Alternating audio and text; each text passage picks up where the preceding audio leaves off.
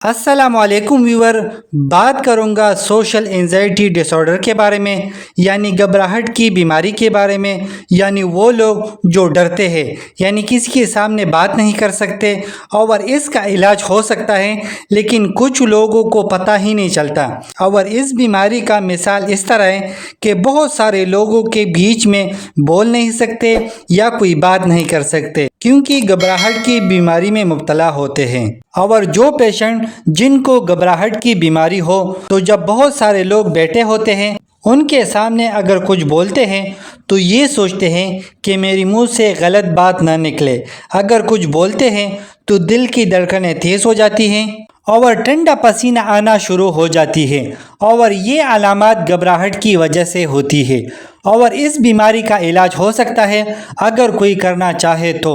اور اس بیماری کو سوشل پیوبک بھی کہتے ہیں۔ اور جب کسی کو اس طرح بیماری ہو اور وہ اکیلا بیٹھتے ہیں تو یہ سوچتے ہیں کہ میں کسی کے سامنے بول نہیں سکتا اور نہ میں کسی کے ساتھ میٹنگ کر سکتا ہوں، تو میرا کیا بنے گا۔ اور اس طرح سوچنے سے دماغوں پر برا اثر پڑتا ہے اور دماغ کی نیورون شرنک ہونا شروع ہو جاتا ہے اور چھوٹی بیماری سے بہت بڑی بیماری بن جاتی ہے۔ اور گھبراہٹ کی بیماری کا علاج دو طرح ہے، ایک تو میڈیسن کھانے سے بھی اس کا علاج ہو سکتا ہے اور دوسرا ایکسپوجر تھراپی۔ اب بات کرتے ہیں کہ ایکسپوجر تھراپی کیا ہے۔ تو روزانہ لوگوں کے ساتھ بیٹھ کر بات کرنا اور روزانہ کے حساب سے میٹنگ کرنا، یعنی روزانہ ایک یا دو لوگوں سے بات کرنا اور پھر بہت سارے لوگوں کے سامنے بات کرنا، اس طرح کرنے سے آپ کی گھبراہٹ کی بیماری ختم ہو جائے گی۔ اور اس طرح لوگوں میں ایک بات کامن ہوتی ہے کہ ایسی جگہ یا بات کرنے سے ڈرتے ہیں جس کی کوئی نقصان بھی نہ ہو۔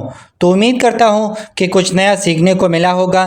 لائک کرنا، شیئر کرنا، اگر کوئی سوال ہو تو کمنٹس کرنا، اگر چینل پہ نہیں ہو تو سبسکرائب کرنا۔